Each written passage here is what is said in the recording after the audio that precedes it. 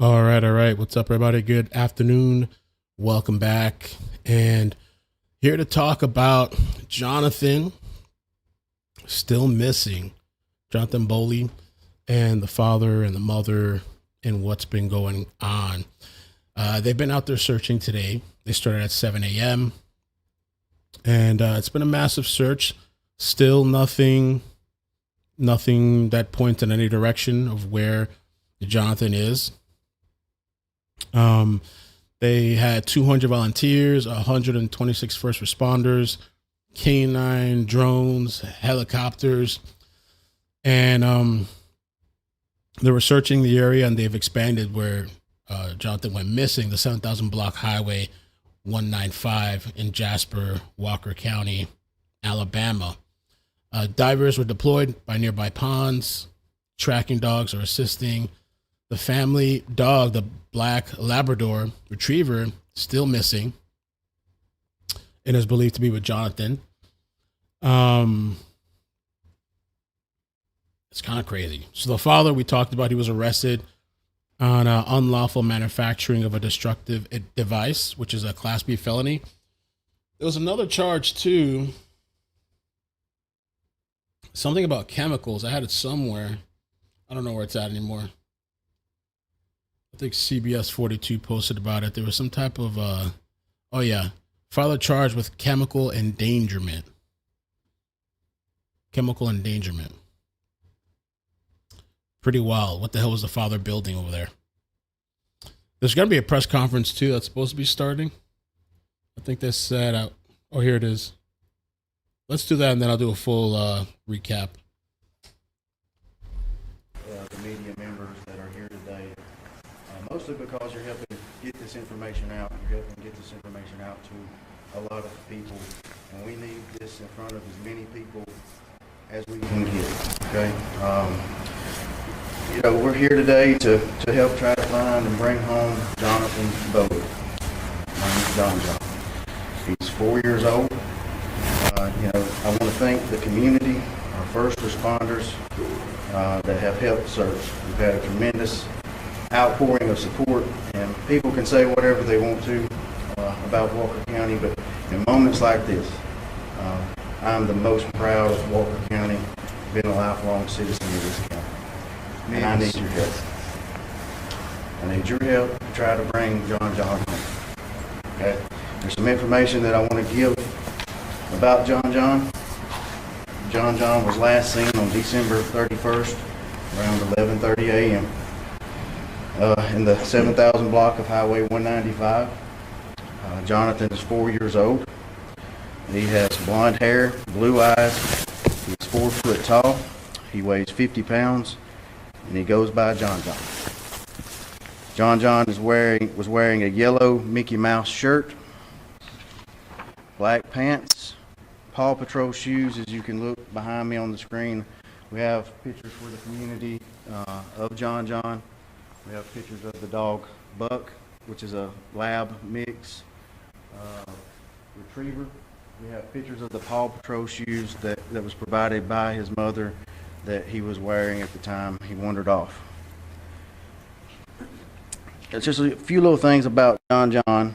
He loves the outdoors. Him and his brother are very adventurous. I guess the best way to describe them is just boys being boys. They just outdoors kids, all boys.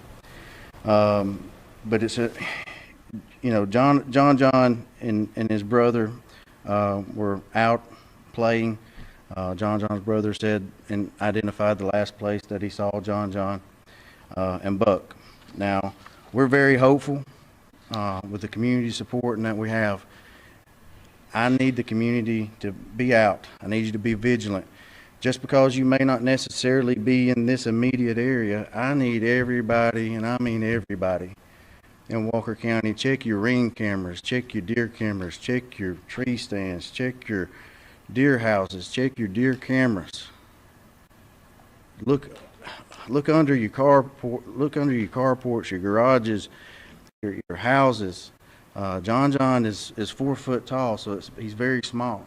He can get in tight places.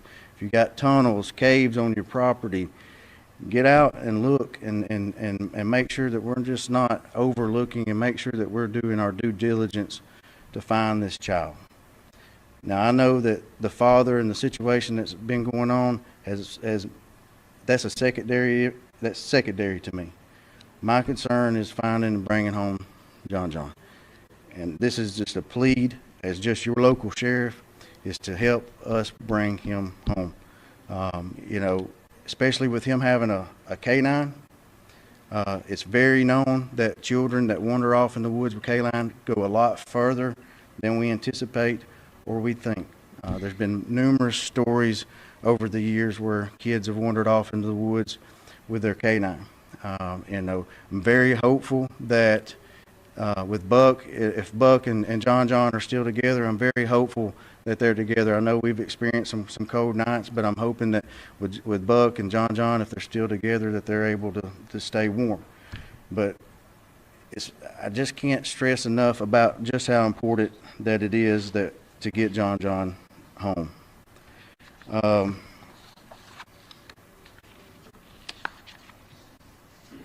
It's, you know, we've had a great support from the community, law enforcement. Yesterday, just alone, we covered about 500 acres, which was a lot of ground to cover yesterday. We had 161 volunteers, 126 law enforcement personnel. We've got over 100 volunteers today, and that speaks volumes to not just Walker County, but the state of Alabama, and anybody that's willing to help. I just need you to do your due diligence around your home. Just, if you got Ring cameras, check them. If you got deer cameras, if you have tree houses or blinds or tree stands on your property, check them, because he can fit in tight places. He's going to be a small child. He can fit in tight places. Also look for the dog. Like I said, he's very adventurous. Look in tunnels. Look in any kind of caves. Look, if you've got a pond on your property, search your pond, okay? I want to make sure that we're doing everything to get him home. And I want to say first, you know, I want to say that the media, you know, I appreciate what you do. I appreciate that you're here. I appreciate that you care to help get this message out and help us get John home. So. As a father, what's this like for you? It's you know, as a father, it's you know, it's one of those situations that, you know, I've not been in the situation. So, you know, I want people to pray for this family, just like as me as a father. If I was going through this situation, going through any situation really, I'd want the community support. I'd want the community behind me, and this community has rallied behind this family and this mother to help try to find John. And the family, including the dad, has helped trying to do everything they can to help provide information for us to do that. Sheriff, yesterday you had mentioned that there was no indication you found no signs of him in the woods. Is there any update you can give us on that? Has there been anything found in the woods about search teams? There's no new additional information on that. Can you talk about the resources that you're using today? You're still using helicopters, FLIR, everything that was implemented the past few days? We're still using the same resources and ground searches and things of that nature, yes. How about the search area? Has that expanded? We are looking to expanding the search area, and like I said, it's with him being with Buck, you know, with John and Buck being together, and if he's following Buck, then there's no telling how far they could have traveled. Like I said, if you just look at stories across the state and the nation where children wander off, especially with the companion, you know, canines, they wander off 2, 3 miles, 4 miles. So we still have a lot of ground to cover, and that's why I want to stress to people in the county is just because you're not impacted in this small area doesn't mean that he couldn't be on your property. And Any reason to think he might be outside the county, abducted or anything like that? not at this time. I know. Hair, I've seen photos with his hair down and with his hair buttoned up. Do we know what condition his hair was in? I don't know the condition of his hair whenever he wandered off, but he does have long hair, as you can see in the picture. Is he age 4 or 5? He is age 4. That is confirmed. Age 4. The father initially told us that he was 5. Well, they didn't know the kid's age. There was a hazmat team from Palomir that looked like they were heading down towards the father's house. Is there Any reason for that, or are they just here as additional resources? Just additional resources that I'm aware of at this time. I know you said the father is helping you guys out. I know a question that the family had last night is if he was getting updates on the search, even though he is in jail. Can you give some information there? You know, I can't speak on what all the investigators are updating him on. You know, that's going to be a conversation that's taking place between investigations and the father. Can you give us an update on the explosive materials found inside the father's home? Is that area still being kind of locked down and only law enforcement in the area? Is the search still continuing around there? You know, right now we're keeping it to law enforcement or approved search members. And then we also saw a chemical endangerment charge. You say that's separate from this case? I haven't seen what the DA officially, whenever they had the hearing this morning, what additional charges they may have added. But the original charge we heard about yesterday, that's still on. Yes. And the bodies of water, I noticed there's small little ponds around. Have they all been searched? They're working on that process. They dived some of the ponds yesterday, and they're working today. And with the clothes he was wearing, long sleeves, sweatshirt kind of material, something that might keep him warm through the night, or short sleeves, do you know? I don't know how thick the material is that he was wearing. No, I do not. Sheriff, are you still looking for volunteers? You know, like I said, I'm never going to turn away anybody that wants to help. But one of the things that to understand is that, you know, we're not sending just a random volunteer that comes in out here to create additional hazards. Okay, so we're putting people who have experience in search and rescue. We're assigning volunteers with those individuals. Has been times where we have more volunteers than we have people with experience in search and rescue that we can put them with, so it creates people having to stay. You know, we're keeping it to, you know, if people want to help in the kitchen, if they want to help provide food, if they want to help provide resources like that, you know, the doors are open. The doors are open for volunteers, but I can't promise you that you're just going to walk in here and we're going to hand you a vest, or you're going to get a vest and you're just going to go out to the woods. We may need you 5 hours from now. We may need you tomorrow. Like I said yesterday, you know, if this thing drags out days, I don't need people getting burnt out over time. We need people that are going to stay committed to this search until we bring John home. Sheriff, yesterday at your last news briefing of the night, you had mentioned that the FBI was following up on additional leads. Can you tell us how involved is the FBI in this investigation, and have those leads that they were following, anything came from that? Yeah, I can't speak on what leads that they have at this time, but they are very involved, being very helpful, along with SBI, and we've got, you know, agencies from all over the state of Alabama here helping today. How big is your search area today? You said 500 acres yesterday. How big are we today? I don't know until they get done of how much they're able to get in the search area. Have the dogs hit on any sense near the fence line that he crossed?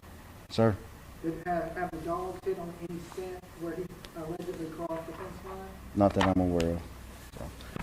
But that's all the questions that I'm going to take. So, like I said, if we'll update you maybe later this afternoon if we get any more additional information. Right. Thank you, guys.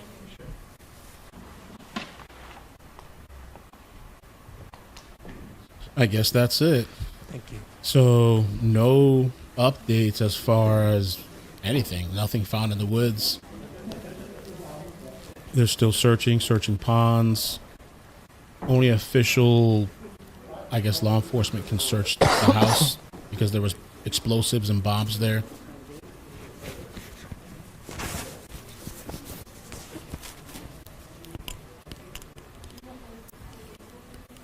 And he was mentioning that I guess there were some stories of missing kids that had a pet or a dog for companionship. There's a couple of them that I saw here. There's one in 2014, Siberia, Russia, where a 3-year-old Karina wandered away from her home.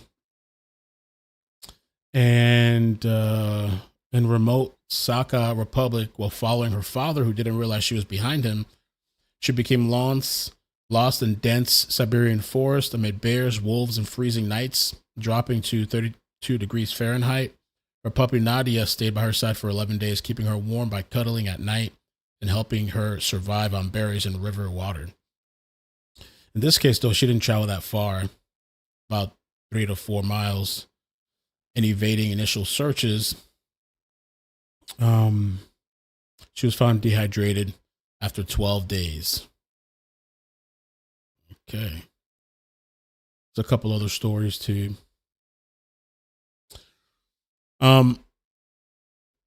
So some of the timeline that we know of, so Johnathan was there with his brother, 6-year-old brother, for a 5-day holiday visitation. That's all the father got, was 5 days a year. And they primarily live with the mother in Florida. Her name is Angel. And on December 26th, the neighbor's game camera captures the black Labrador for the last time. The dog had been seen daily before this. So this neighbor had seen the dog every day on this camera. But on the 26th, that was the last time the dog is seen. Then on December 31st, around 4 a.m., neighbors report hearing a loud explosion near the property. And then at 11:30 a.m. is the last time Johnathan is seen, which I think is pretty weird. Hello? Okay, all right. Hold on a second.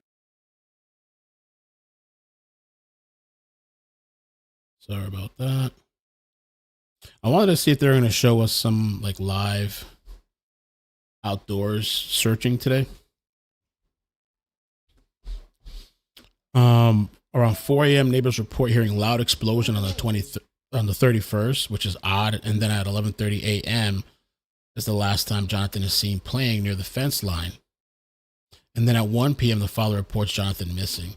And there was apparently a discrepancy with the age, because yesterday I thought he was 5. Even though there was reports he was 4, he was 5. And even this morning, I didn't understand why they kept saying 4 and 5. Apparently, the father gave the wrong age of his own son, I guess. So that's what happened with that. Now, yesterday or last night, what came out apparently was that the mother had filed a protective order. Let me see when this was. Against the father. I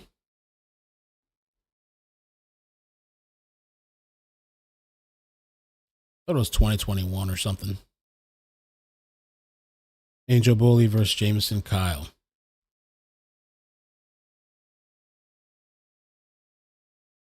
The defendant is the victim, spouse. Date of marriage 10/13/2018. This was filed December 27, looks like 2021.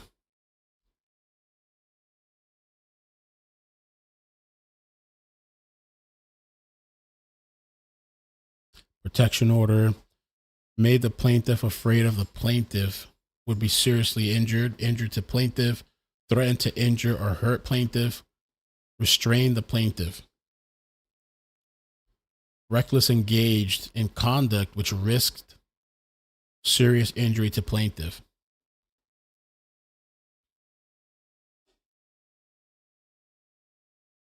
Are you on the border of Florida and Alabama? Yeah, I was curious to see what's going on out there. And the other part here, 12/22/21, our residents put hands around my throat, held me down, threw me into kitchen island, choked me until couldn't breathe, then sat on me, holding my arms down. I'm worried he will do the same. I'm worried he will do all the above again to me or our children, or potentially kill one of us. That's crazy.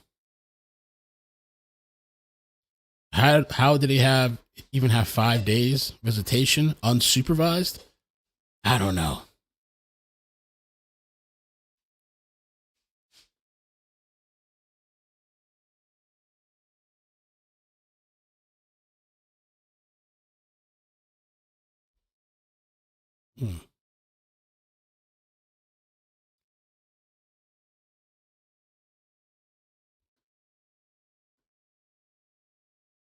That's pretty intense to me. Let me see. There was also a report. Somebody said they found a dog. This was posted on the 27th. I don't know whatever came up with this. But this dog looks like he might have a collar, though.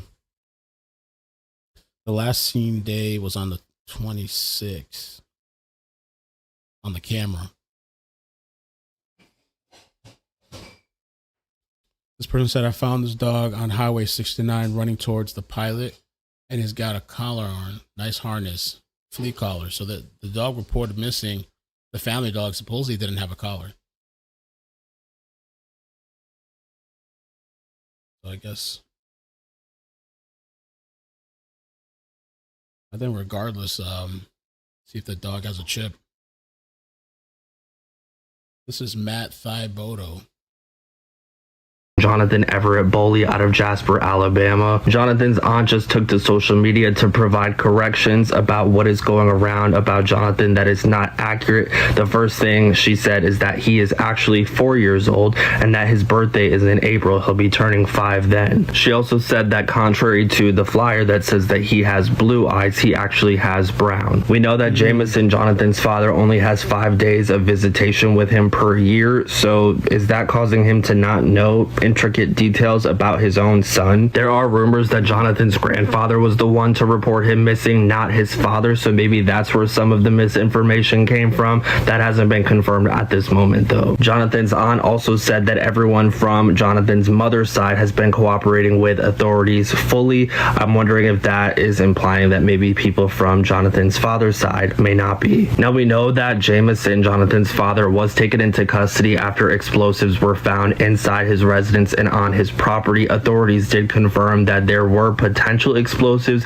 in neighboring properties that were actually cleared by the FBI late last night. Those were not actually explosives. So last night, authorities were able to do a lot more searching as they were able to clear certain areas that they were not able to search prior. Now, there's a lot of people that have been side-eyeing Jameson, Jonathan's father. One, why did it take over an hour and a half from when he was last seen to get him reported missing? Like, what were you doing? Why were the children left unsupervised for that amount of time? There's also been people who know Jameson personally from the past and are talking about how he is not a great person. One person in particular said that he's always been into explosives for the past 5 years at least. She said that she saw him set them off before, and they are extremely loud to the point where they can shake a house. She also said that she's never heard a single good thing about Jameson and that she's praying for Jonathan to be found safe, but she has a terrible feeling in her gut because Jameson is his father and was the one that was watching him at the time that he went missing. Another person said that Jameson has 6 children altogether and he doesn't have custody of any of them. And there's also protective orders that have been placed against Jameson in the past that have recently come to light. There was one filed against him on October 13th, 2018, and another one on December 22nd, 2021. The most recent one filed against Jameson by Jonathan's mother. She said that Jameson put his hands around her throat, held her down, threw her into the kitchen, and choked her until she couldn't breathe while holding her arms down. She said, quote, "I'm worried he will do all the above again to me or our children or potentially kill one of us." So that's definitely a bit of a red flag, especially when authorities are saying that nothing that they've uncovered thus far indicates that Johnathan is in the wooded area by his dad's residence. I think we should all remain optimistic, though. Hopefully today's search efforts do bring about answers and they are able to find Johnathan today. As updates come out, you can find them here on my page, so make sure that you guys are following me. Damn. Let me see. They said helicopters were out there today. I couldn't see it on flight radar for some reason, but they were out there. That's Jasper.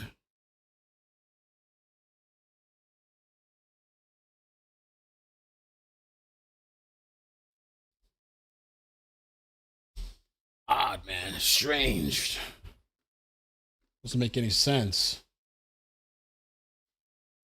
And so here the person was correcting it and saying that John is 4 years old and he will turn 5 in April. He's 9 months older than my daughter, and they love playing together when my sister-in-law and the boys are home. We love when they're home. John was beautiful, long, curly, blonde hair with natural highlights, and I'm quite frankly jealous of. Over Christmas, I said he has that hair people pay big money for. He has a wonderful mom, my husband's sister, who loves him and his brother with everything she has plus some. She is one of the best moms I know. Her boys are beyond lucky to have her, and my kids love their auntie. She doesn't deserve this. John doesn't deserve this. His big brother doesn't deserve this. None of us do. Every resource possible is being used to find him. Every single one. Yes, his dad is in custody for unrelated charges, and we're not going to discuss it because it does nothing to help us locate John. The custody arrangement is also not going to be discussed and is quite frankly no one's business because it also does nothing to help locate John. All people need to know is that my sister-in-law, is an incredible full-time mom giving those boys the best life they could have ever dreamed of. The authorities know every single thing they need to know. His mom, his aunts, uncles, grandparents, all of us on mom's side are cooperating 100% and are praying every single second that John is found safe. We want him home. We need him home. That's all anyone needs to know. Everything else, I guess I screwed up.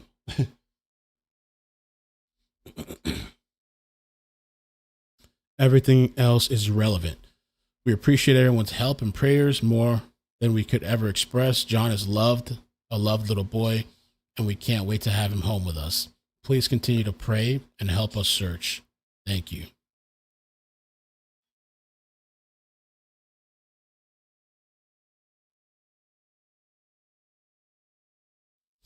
It's not looking good, man. I don't know. I hope he turns up. I hope he turns up, but it's also they're saying nothing so far. And all the search, helicopters, dogs, ponds. So far, no indication that he was out in the woods.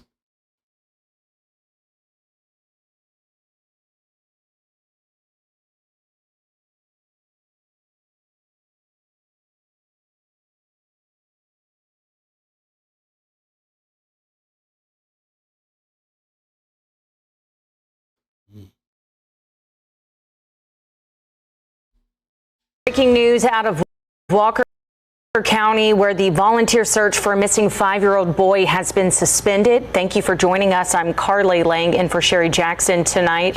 The Walker County Sheriff Nick Smith is holding a news conference right now. Let's listen in. That's from yesterday.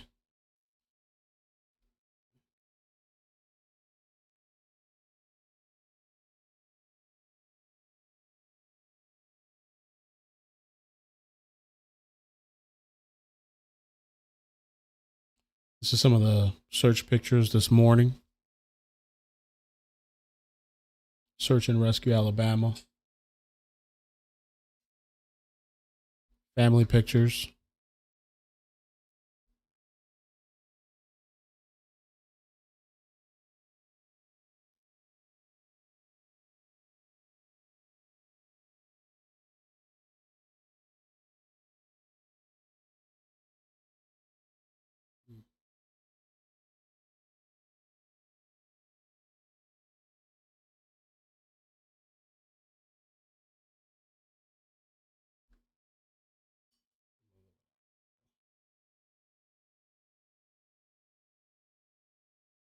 Search.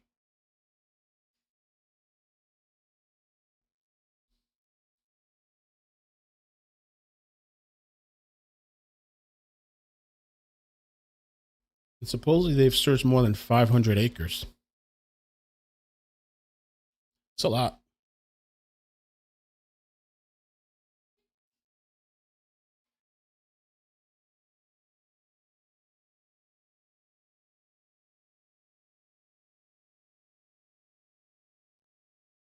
So today's day 3.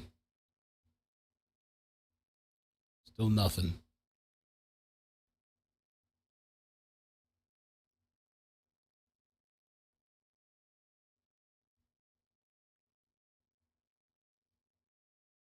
boy in Walker County. This is 4-year-old Johnathan Boley. He was last seen about 48 hours ago. WVTM 13's Lisa Crane is there right now at the scene where search efforts are underway. Lisa, what's going on today? Well, it's been very busy here. We're on Highway 195 in Walker County, and 4-year-old John Boley was at his dad's house, which is just across the road here. You can almost see the roof there through the trees there. When he disappeared on Wednesday, authorities have been launching drones. You can see there are searchers too right down the road here. You can see them in the orange vest there. They have been pouring into this area to help search for John Boley. Now, they are getting a lot of help. As I mentioned, dozens and dozens of volunteers pouring into this area to help in the search, covering hundreds of acres around the father's home. This is a very wooded rural area. Authorities are using dogs, divers, helicopters, and ATVs to look for this 4-year-old missing boy. Fire crews from Cahaba Valley, Irondale, Pelham, Rocky Ridge, and Vestavia also assisting in the hunt. ALEA officers are actually positioned just down the road here. They've set up a roadblock. They are stopping every car that comes through to show them a picture of John, asking everyone if they have seen this 4-year-old little boy, as well as his dog that's also missing with him. Now, John's father, Johnathan Boley, was taken into custody yesterday when authorities thought they had found explosives on his property. They later determined they were not explosives. We have just learned, though, that he has been charged with a chemical endangerment of a child charge, and he was originally charged with unlawful manufacturing of a destructive device. Now, Walker County Sheriff Nick Smith is planning to update us on this case at noon, so just under an hour away, at a church just down the road here that's kind of serving as a staging area for everyone who's involved in this search. We're going to bring you any new information that we learned during that press conference at noon on our website and our app. Live in Walker County, Lisa Crane, WVTM 13. All right, Lisa, thanks so much. We appreciate you staying on top of that. Well, you may be wondering why this case did not issue or trigger an Amber Alert. Well, an Amber Alert must meet all of these criteria. First of all, law enforcement can confirm that a child has been abducted. The child is under the age of 18. They are also at risk of serious bodily harm or death. Also, there's a good description of the child, the abductor, and or suspect's mode of transportation. This allows for critical data, including names of the child and abductor, to be entered into the National Crime Information Center system. Well, I guess that's it, man. I was kind of hoping for more. I thought, we'd have more information on this story. I guess no so far. We started yesterday with the story. We went through the timeline, looking at the maps and stuff. And yesterday they had a short video that showed some of the search, on-scene search. And still nothing at all. No updates.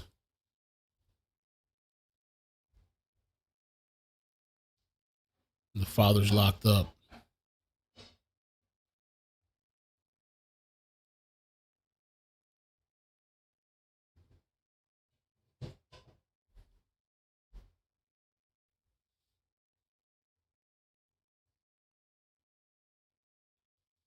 Mm-mm-mm.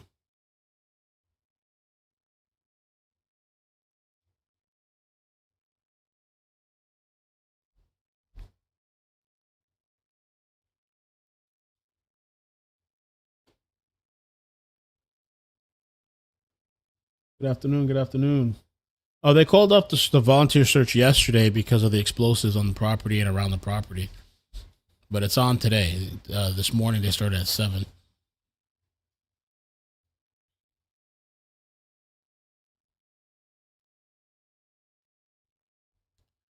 So I guess that's it then for now. I was trying to catch them with like a live out there, but I guess not. Hopefully they find Johnathan. Do you know if this is the first time the children visited their dad since the 5-day visitation was granted? I know that she moved last year to Florida. So I don't know if that made things worse or something, or set them off.